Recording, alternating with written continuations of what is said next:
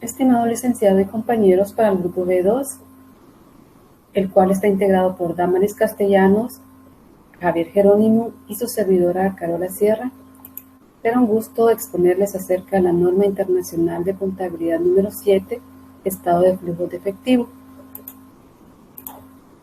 El objetivo es suministrar información acerca de los flujos de efectivo de una entidad, la cual es útil porque suministra a los usuarios de los estados financieros una base para evaluar la capacidad de la entidad para generar efectivo y equivalentes de efectivo. El objetivo de esta norma es requerir el suministro de información sobre los cambios históricos en el efectivo y equivalentes al efectivo de una entidad. Su alcance. Los usuarios de los estados financieros están interesados en saber cómo la entidad genera y utiliza el efectivo y equivalentes al efectivo. Beneficios de la información sobre flujos de efectivo. Suministrar información que los usuarios evalúan sobre los cambios en los activos netos de una entidad, también los cambios en su estructura financiera, para examinar la relación entre rendimiento, flujo de efectivos netos y el impacto de los cambios en los precios. Definiciones. Los equivalentes al efectivo son inversiones a corto plazo de gran liquidez que son fácilmente convertibles en importes determinados de efectivo. Actividades de operación son las actividades que constituyen la principal fuente de ingresos de la entidad, así como otras actividades que no pueden ser calificadas como de inversión o financiación. También tenemos las actividades de inversión, son las de adquisición y disposición de activos a largo plazo, así como de otras inversiones no incluidas en los equivalentes al efectivo. Y por último, las actividades de financiación son las actividades que producen cambios en el tamaño y composición de los capitales propios y los préstamos tomados por la entidad. El efectivo y equivalentes al efectivo, su propósito es cumplir con los compromisos de pago a corto plazo. Para que una inversión financiera pueda ser calificada como equivalentes al efectivo, debe poder ser fácilmente convertible en una cantidad determinada de efectivo y estar sujeta a un riesgo insignificante de cambios en su valor. Por ello, una inversión normalmente cumple los requisitos de un equivalente al efectivo cuando tiene un periodo de vencimiento corto, digamos entre 3 meses o menos desde la fecha de la adquisición. Actividades de operación. Las actividades de operación es un indicador clave de la medida en la cual estas actividades han generado fondos líquidos suficientes para reembolsar los préstamos, mantener la capacidad de operación de la entidad, pagar dividendos y realizar nuevas inversiones sin recurrir a fuentes externas de financiación. Actividades de inversión. La información a revelar por separado de los flujos de efectivo proceden de las actividades de inversión. Es importante porque tales flujos de efectivo representan la medida en la cual se ha hecho desembolsos para recursos que se prevé van a producir ingresos y flujos de efectivo en el futuro.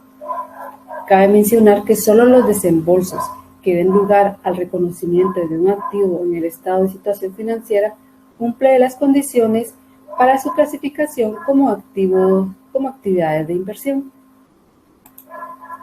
Actividades de financiación es el importe de la presentación separada de los flujos de efectivo precedentes de actividades de financiación, puesto que resulta útil al realizar la predicción de necesidades de efectivo para cubrir compromisos con los suministradores de capital a la entidad.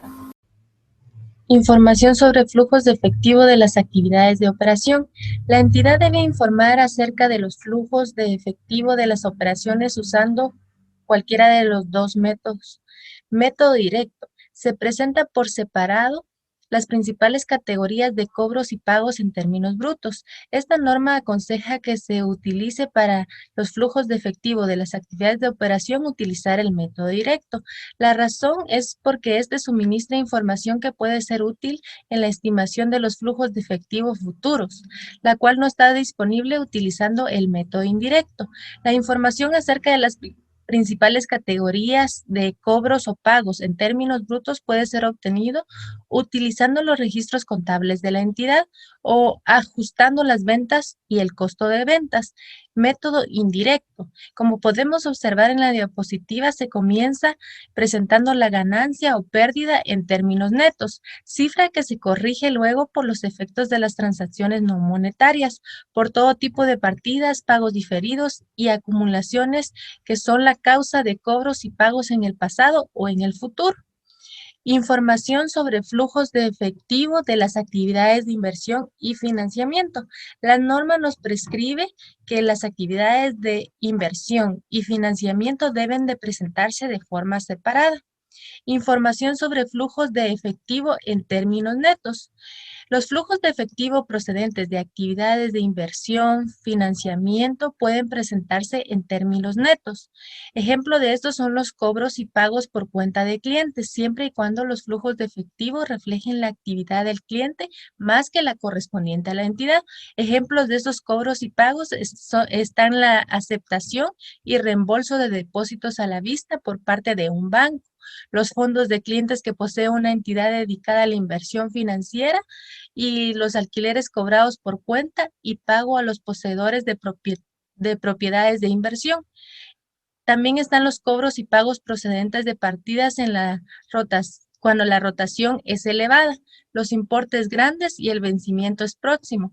Ejemplo de estos son los anticipos y reembolsos hechos por causa de saldos relativos a las tarjetas de crédito de clientes, compra y venta de inversiones financieras y otros préstamos tomados a corto plazo, por ejemplo, los convenios con periodos de vencimiento de 3 meses o menos. Flujos de efectivo en moneda extranjera. Estos flujos de efectivo en moneda extranjera se presentan de acuerdo a la NIC 21, efectos de las variaciones en las tasas de cambio en moneda extranjera. Las pérdidas o ganancias no realizadas por diferencia de cambio en moneda extranjera no producen flujos de efectivo. Sin embargo, el efecto que las variaciones en las tasas de cambio tienen sobre el efectivo y los equivalentes al efectivo mantenidos en moneda extranjera se deben presentar en el estado de flujo de efectivo para permitir las conciliaciones en las existencias de efectivo y equivalentes al efectivo al principio del periodo. Intereses y dividendos. Los intereses pagados y los intereses y dividendos percibidos deben de clasificarse en actividades de operación y los dividendos pagados deben clasificarse en actividades de financiamiento. El importe total de los intereses pagados durante los periodos se revelará en el estado de flujo de efectivo, tanto si han sido reconocidos como gasto en el resultado del periodo como si han sido capitalizados, de acuerdo a la NIC 23, costo por préstamos. Bien, compañeros, buenos días, licenciado. Continuando con la exposición sobre flujos de efectivo en moneda extranjera. Tenemos lo que es el impuesto a las ganancias. De acuerdo al párrafo 35, la cual se refiere a que todos los flujos de efectivo derivados de los impuestos a las ganancias se deben de clasificarse en actividades de operación por la dificultad que causan para identificar a qué actividad corresponden. La norma nos permite clasificarlo en actividades de operación. Todos los flujos de efectivo provenientes de impuestos sobre la renta o impuestos a las ganancias.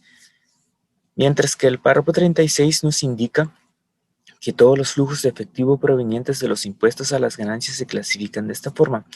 Las transacciones que son identificables se clasifican en actividades de inversión. Las transacciones que no son identificables se clasifican en actividades de operación. Es importante indicar que en una nota en cuanto fue el total del impuesto a las ganancias pagado, del cual se clasificó una parte en actividades de inversión y otra en actividades de operación. Luego tenemos las inversiones en subsidiarias asociadas y negocios conjuntos. De acuerdo al párrafo 37, explica que todas las inversiones y negocios en conjunto o asociadas únicamente deben limitarse al pago de dividendos en asociadas, mientras que los negocios en conjunto se limitan a pago de dividendos y anticipos que corresponden a actividades de inversión, mientras que el párrafo 38 indica que todo por el método de participación se debe indicar cuándo ha sido la inversión de los pagos y gastos entre los negocios en conjunto, la cual se deben de clasificarse en actividades de inversión. Luego tenemos los cambios en las participaciones de propiedades en subsidiaria y otros negocios. De acuerdo al párrafo 39, indica que aquí se requiere de más información más específica y explicar que los flujos de efectivo provienen de la pérdida de control en la sociedad o en un negocio en conjunto, y todos los ingresos provenientes de esa pérdida de control se deben de procesar en forma separada e indicar que son flujos de efectivo provenientes de pérdida de control en una sociedad o en un negocio en conjunto. Adicionalmente, se debe explicar o colocar en una nota los montos que se obtuvieron de las actividades por pérdida de control. Luego tenemos las transacciones no monetarias. De acuerdo al párrafo 43, aquí se indican las actividades de inversión y financiación que no necesitan de un flujo de efectivo, que quiere decir que no hay desembolso, que solo es un intercambio, pero que no hubo movimiento de efectivo de caja y bancos, ya que solo se realizó una inversión y a cambio se entregó un activo. Luego tenemos los cambios en los pasivos que surgen de las actividades de financiación. Aquí se requiere de la explicación de los cambios en los pasivos que pueden ser procedentes de la variación en los tipos de cambio, variación en valor razonable, pérdida de control en una asociada, otro negocio en conjunto. Estos cambios deben estar explicados en las notas financieras para su mejor entendimiento y detalle, en donde se va a identificar la disminución o aumento de pasivos y depende de cómo afectan en los instrumentos de deuda. Luego tenemos los componentes de la partida, efectivo y equivalentes al efectivo. Según el párrafo 45, dice que se requiere de una conciliación de los ingresos y los flujos de efectivo, es decir, que el flujo de efectivo debe coincidir con el efectivo y equivalentes al efectivo, expresados en el estado de situación financiera. Ejemplo, si tenemos 1 millón de efectivo en el estado de situación financiera, al cierre del año, de esa misma cantidad debe estar reflejada en el flujo de efectivo. Deben haber conciliaciones de partidas, así como debe de estar soportado por el comentario de la gerencia de algunas partidas que no pueden ser utilizadas o algún efectivo que no está disponible en el momento, la cual puede ser un monto restringida por una orden de autoridad competente. Todo estado de flujo de efectivo debe estar realizado, ya sea por el método indirecto o directo, debe estar conciliado por el valor expresado en los estados de situación financiera. Gracias por su atención.